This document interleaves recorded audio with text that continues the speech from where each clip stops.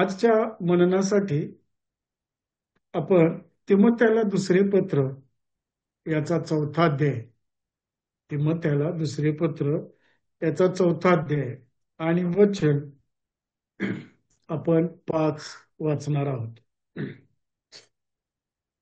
आणि ते सत्य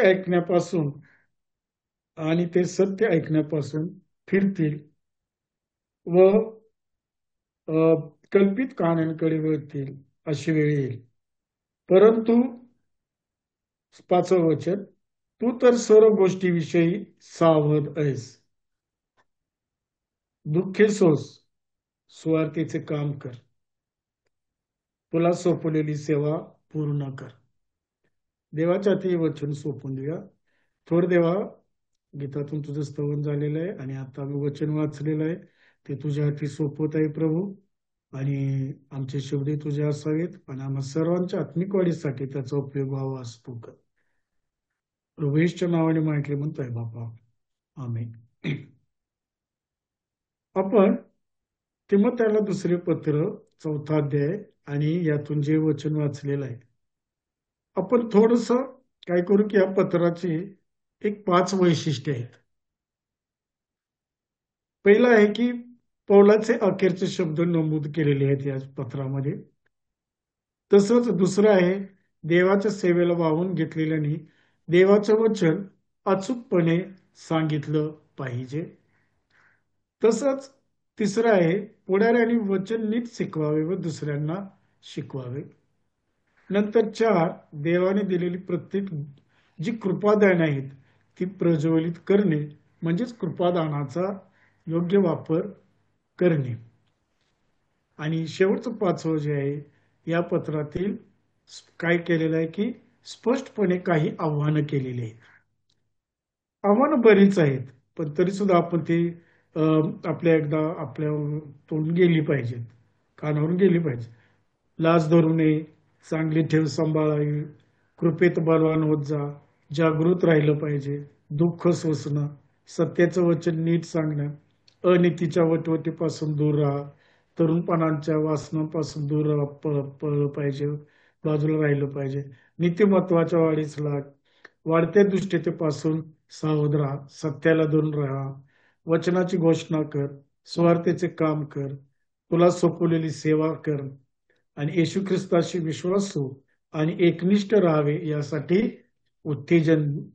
आणि त्यानंतर सत्य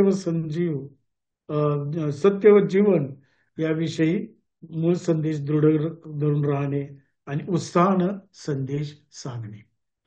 त्यापैकी हे जे वचन वाचलं गेलं या वचनामध्ये त्यातील आपण त्या 4 आव्हानांवर विचार करूया. कुठली कुठली आव्हानं आहेत? तर पहिलं आहे जागृतपणा. काय म्हटलंय या वचनाच्या सुरुवातीला 5व्या वचनात, दुसरे तिमोथे चौथा अध्याय 5वं वचन काय म्हटलंय? तू सर्व गोष्टीविषयी सावध राहा. म्हणजेच पहिलं आव्हान आहे जागृत राहा, जागृतपणा. दुसरं आहे सहन करा. तिसरी गोष्ट आहे कामासाठी पाचारण केलेलं आहे. आणि चौथं आव्हान आहे सुवार्तेचे काम कर. ही आहे. आता ही आव्हानं दिलेले आहे, परंतु हे वचन मला निवडावं असं का वाटलं तर त्या पाठीमागे एक थोडं कारण आहे. ते असं आहे, आजची जगाची परिस्थिती पाहिली तर, कारण काही दिवसापूर्वीच मी UK या भागामध्ये जाऊन आलो आणि तिथं मला 3 रविवार तिथल्या एक चर्चमध्ये वेगळ्या गेलो मी. आणि मी तिथं अनुभव घेतला की ज्या देशामधून मिशनरी तयार झाली होती त्यांनी सर्वत्र काम केलं, परंतु आज तिथं मी अटेंड केली तर सध्याचे जे इलेक्ट्रॉनिक्स युग आहे, जे काही माध्यमं लागली त्या माध्यमाचा एवढा मोठ्या प्रमाणात उपयोग केलेला होता.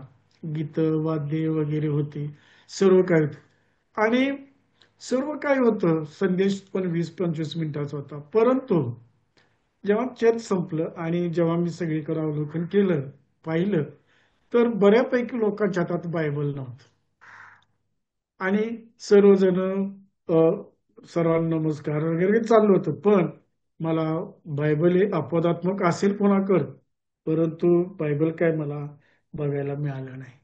अशी आजची परिस्थिती आहे आणि फार मोठ्या प्रमाणात तिथं काय झालेलं आहे, ऱ्हास होत चाललेला आहे. सेवेचा म्हणा काय होत चाललेला आहे, ऱ्हास चालला आणि ही परिस्थिती सगळीकडेच झालेली आहे. आणि म्हणून पौलानं लिहिलेले ते म्हणजे दुसरं पत्र 4-5 वचन जे आपण वाचलं, हे जे आव्हान आहे त्याचा आज आपण विचार करणार आहोत आणि ते उपयोगात आपल्याला आणायचं आहे. म्हणून पहिलं आव्हान आहे, हे पहिलं आव्हान असं होतं की जागृतपणा. पहिलं आव्हान काय होतं? जागृतपणा.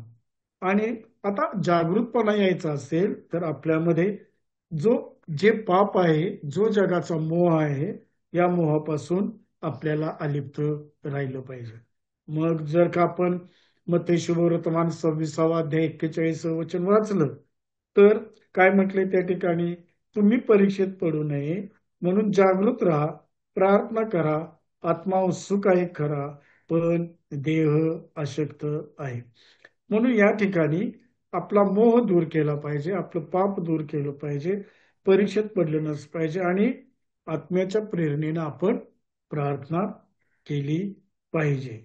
आणि कारण आपला देह इतका अशक्त आहे की आपण कुठल्या मोहाला बळी पडत असतो. म्हणजे जागृतपणा यायचा असेल तर ही एक गोष्ट आहे. दुसरं पौल काय म्हणतो प्रेषितांच्या कृत्य 20 अध्याय 31 वचनामध्ये, म्हणून मी 3 वर्ष रात्र दिवस अश्रू गाळीत प्रत्येकास बोध करण्यास खंड पडू दिला नाही. किती अद्भुत आहे नाही का? की हा पाऊल काय म्हणतो की मी 3 वर्ष अश्रू गाळीत प्रत्येकास बोध करण्यास काय त्याला खंड पडू दिला नाही. ही आठवण ठेवून सावध राहा. भावा बहिणीनं आपल्याला सावध राहिलं पाहिजे आणि पावलाचं अनुकरण करता येणार नाही, पण आपण केला पाहिजे, आपण खंबीर राहिलं पाहिजे.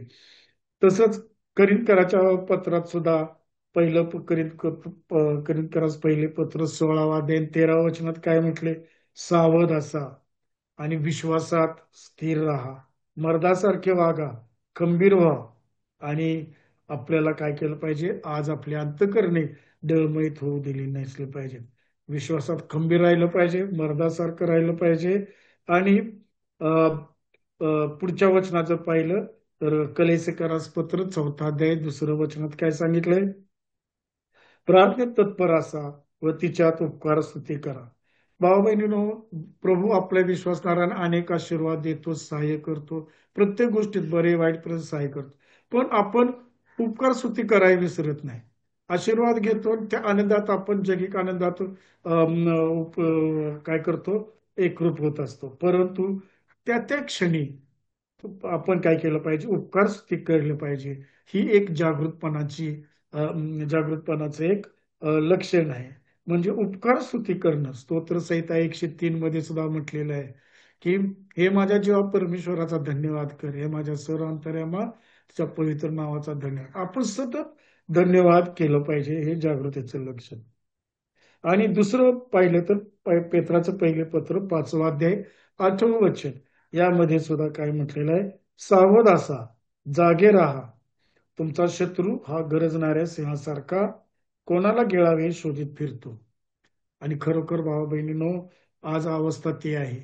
आपण गरजणाऱ्या सिंहासारखं म्हटलं, पण आज आपण तो सर्वजण अनुभव घेत आहोत.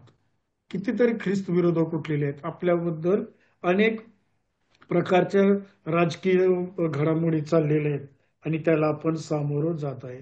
परंतु त्यासाठी एकच गोष्ट आहे, हे जे आव्हान आहे जागृतपणाचं, ते आपण सर्वांनी जागृत राहिलं पाहिजे, हे गरजेचं आहे. आपण दुसऱ्या आव्हानाकडे जाऊया की सहन करणे. दुसरं आव्हान काय होतं याच वचनातील? की दुःख सहन कर. तर आपण मत्ती शुभवर्तमान 10 अध्याय 32 वचन पाहिलं तर यामध्ये काय म्हटलं? आणि माझ्या नावामुळे सर्व लोक तुमचा द्वेष करतील, तथापि जो शेवटपर्यंत टिकेल तोच तरेल. म्हणजेच सध्याची परिस्थिती काही असली तरी कुठल्याही परिस्थितीला आपण सामोरं जाताना काय केलं पाहिजे? की आपण सहन करण्याची आपली ताकद पाहिजे. ती ताकद कोण देणार आहे? आपला देव देणार आहे. त्याचप्रमाणे दुसरं वचन याकोबाचं पत्र पहिला अध्याय जर पाहिलं, त्यामध्ये काय म्हटलंय, जो मनुष्य परीक्षेत टिकेल तोच धन्य. आपल्याला या परिस्थितीला सामोरं जात असताना आपल्याला टिकायचं आहे. आपण कमजोर व्हायचं नाही, कारण आपणावर प्रीती करणारा प्रभू आहे. आणि काय केलेलं आहे तोच आपल्याला काय करणार आहे. जर आपण या परीक्षेत टिकलो तर तो मुकुट आपल्याला मिळणार आहे शेवटी. आणि भावा बहिणी, तो आपल्याला मिळवायचा आहे. कुठलं शौर्य, जगिक आपला मुकुट मिळवायचा नाही, तर तो मिळवायचा आहे. आणि त्याकडे आपण सगळ्यांनी कामाला लागलं पाहिजे. आणि पुढे आपण बघूया की याकोबाचं पत्र 5 अध्याय 11 वचनात सुद्धा काय म्हटले, पहा, ज्यांनी सहन केले त्यांना आपण धन्य म्हणतो. तुम्ही योबाच्या घर धीराविषयी ऐकले आहे आणि त्याच्याविषयी प्रभूचा जो हेतू होता तो तुम्ही पाहिला आहे. यावरून प्रभू फार कनवाळू आहे व दयाळू आहे, हे तुम्हाला दिसून आले आले आहे. तर या ठिकाणी काय म्हटलं या वचनाच्या सुरुवातीला, की तुम्ही इयोबाच्या धीराविषयी ऐकले. आणि आपण पाहिलं इयोबाच्या पहिल्या अध्यायात त्याचं सौख्य किती होतं, कौटुंबिक सौख्य होतं, भौतिक सौख्य होतं, खूप छान होतं. परंतु इयोब त्या परिस्थितीतून इतका व्यवस्थित गेला, खंबीर राहिला आणि प्रभूमध्ये जागृत राहिला आणि त्या परिस्थितीला तोंड दिलं. आणि शेवटी काय झालं की इयोबाला त्याच्या दुप्पट, तुम्ही पहा शेवटचा अध्याय इयोबाचा वाचला तर त्याच्या ज्या भौतिक सुविधा होती त्या दुप्पट मिळत गेला. मुलं लेकर सगळं त्याला काय झालं, पहिल्यापेक्षा जास्त मिळालेलं आहे. म्हणून आपण या ठिकाणी काय केलं पाहिजे की आपल्याकडं सहन करण्याची अशी अनेक उदाहरणं आहेत, पण योगाचं उदाहरण घ्या. सहन करण्याची आपण त्या चाकुरीतनं गेलो पाहिजे आणि ते काय उचित आहे आणि ते आपण आत्मसात केलं पाहिजे. पुन्हा एकदा मी आपलं पहिलं आव्हान काय पाहिलं की पहिलं होतं की जागृतपणा, दुसरं होतं आपण सहन करणे. आपण तिसऱ्या आव्हानाकडे जाऊया. या ठिकाणी कामासाठी पाचारण म्हटलेलं आहे. कामासाठी पाचारण म्हटलेलं आहे. या ठिकाणी आपणाला देवाबरोबर काम करायचं आहे. आपण एक वचन वाचूया, हग्गई याचा 2 अध्याय 4 वचन. हे जरुबाबेला हे जरुबाबेला हिम्मत धर असे परमेश्वर म्हणतो. हे मुख्य याजका यहोसादाकाच्या पुत्रा यहोशवा, हिम्मत धर. परमेश्वर म्हणतो, देशातल्या सर्व रहिवाशांनो हिम्मत धरा व कामास लागा, मी तुम्हा बरोबर आहे, असे सेनाधीश परमेश्वर म्हणतो. या ठिकाणी थोडं आपण या वचनाची पार्श्वभूमी जर पाहिली, थोडी पाहू पटकन, की हे जे मंदिर जे हग्गई आणि जकर्याने जे हे केलं होतं आणि त्या मंदिरात शल्मोनानं बांधलेल्या मंदिरापेक्षा काय झालं होतं की लोकांना त्याच्यापेक्षाही कमी काहीतरी वाटत होतं. आणि म्हणून त्यांनी ते हे वचन इथं आलेलं आहे. मग काय सांगितलंय, ते अधिक सुशोभित करायचं असेल तर या पद्धतीनं कामास लागा असं म्हटलेलं आहे. परंतु मंदिर हे आपण काय आहे, आपला प्रभू येशू ख्रिस्त आहे. आणि त्या प्रभू श्री ख्रिस्ताला उंचवायचं असेल तर त्या आज्ञेच्या पुस्तकात सांगितल्याप्रमाणे आपण काय केलं पाहिजे, हिंमत धरली पाहिजे आणि काय कामास लागलं पाहिजे. आणि असं काय म्हणतो परमेश्वर म्हणतो, म्हणजे कामास आपण आता लागणं काय आहे, गरजेचं आहे. अजून जर याविषयी आपण वचन पाहायचं असेल तर यामध्ये करास पहिले पत्र 15 अध्याय 58 वचन आहे. माझ्या प्रिय बंधूंनो, प्रभूमध्ये तुमचे श्रम व्यर्थ नाहीत हे तुम्ही जाणून आहात, म्हणून तुम्ही स्थिर व अडळ राहा आणि प्रभूच्या कामात सर्वदा अधिकाधिक तत्पर असा. तर काय म्हटलंय, प्रभूच्या कामात काय म्हटलंय, तत्पर असा. आणि काय प्रभू मधले श्रम काय आहेत, व्यर्थ नाहीत. आणि हे आपल्याला माहित आहे. आणि म्हणून आपण काय केलं पाहिजे, प्रभूमध्ये स्थिर आणि अडळ राहिलं पाहिजे. आणि काय केलं पाहिजे, तत्पर असलं पाहिजे, सतर्क असलं पाहिजे. जी जी आपल्याला कृपादानं मिळालेली आहेत, देवबापानं प्रत्येकाला काही ना काहीतरी कृपादानं दिलेली आहेत, त्या कृपादानाचा आपण काय केला पाहिजे, उपयोग केलाच पाहिजे. आणि म्हणून कामास आपण लागलं पाहिजे. आणि या शेवटचं आव्हान आहे ते म्हणजे सुवार्थ. सुवार्ता म्हटलेलं आहे. आता या ठिकाणी आपण वचन वाचूया.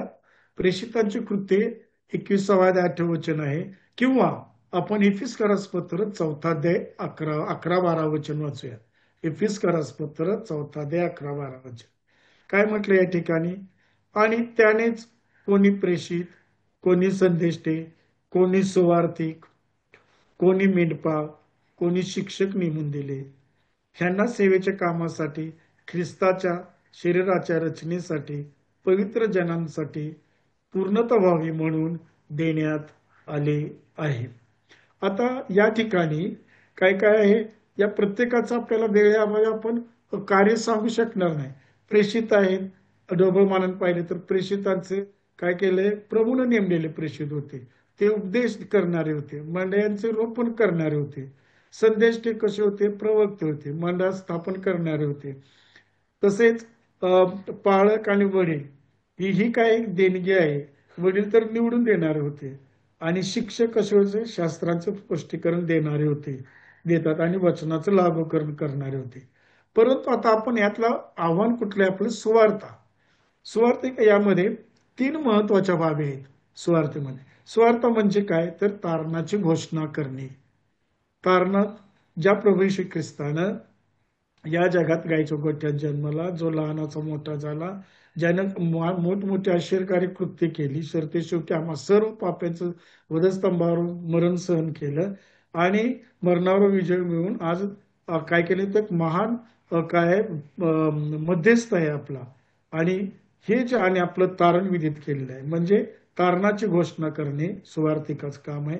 हरवलेले आहेत त्यांना ख्रिस्ताकडे आणणं आणि शंका दूर करणे, उत्तेजन देणे आणि काय करणे, अशा या बाबी आहेत. म्हणजे 3 वैशिष्ट्य आहेत सुवार्थिकाचे. अजून भरपूर काम आहेत, परंतु ही महत्वाच्या बाबी आहेत. म्हणजे सुवार्थिक असा असला पाहिजे.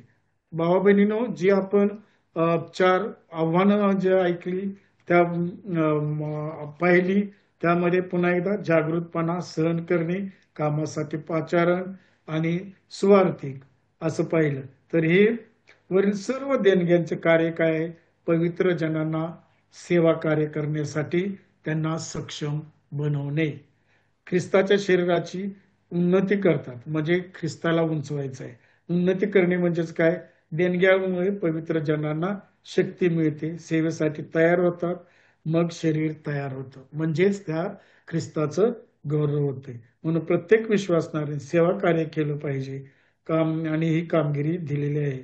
आणि म्हणजेच मिशनरी नाही का, असं आपण बनलं पाहिजे.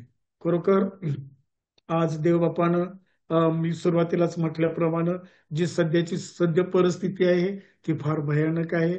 आणि अशा परिस्थितीत आपण या आव्हानानं चालायचं आहे. आपल्या बरोबर आपलं ते देवाचं पवित्र शास्त्र पाहिजे. आपल्या देवाचं वचन आपल्या बरोबर सदोदित पाहिजे.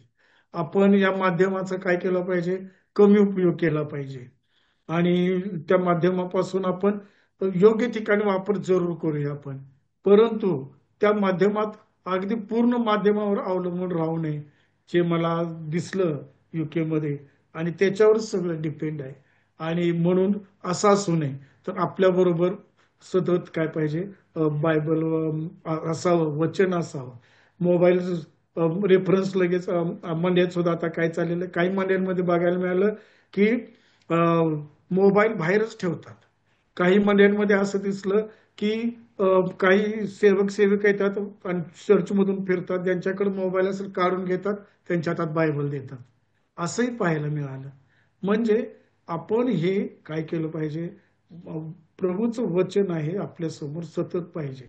आणि त्यामुळं काय होणार आहे, नवीन पिढी जी तयार होणार आहे ती बायबल काय करणार आहे, त्यांना नवीन करारात जुन्या करारात किती काय पुस्तक आहेत, काय आहेत, आणि अशा सगळ्या नवीन पिढीला काय होणार आहे ते प्रॉब्लेम होणार आहे. तर असं होऊ नये, तर आपण काय केलं पाहिजे, हा जागृतपणा, ही आव्हान आपण स्वीकारूया. आणि सर्व स्वीकारून त्याप्रमाणे आपण सर्व लहान थोरांनी काय करूया, देवाचं कार्य करूया. सध्याची फार गरज आहे आणि देवाचं गौरवी जीवन आपण सर्वांनी जगूया.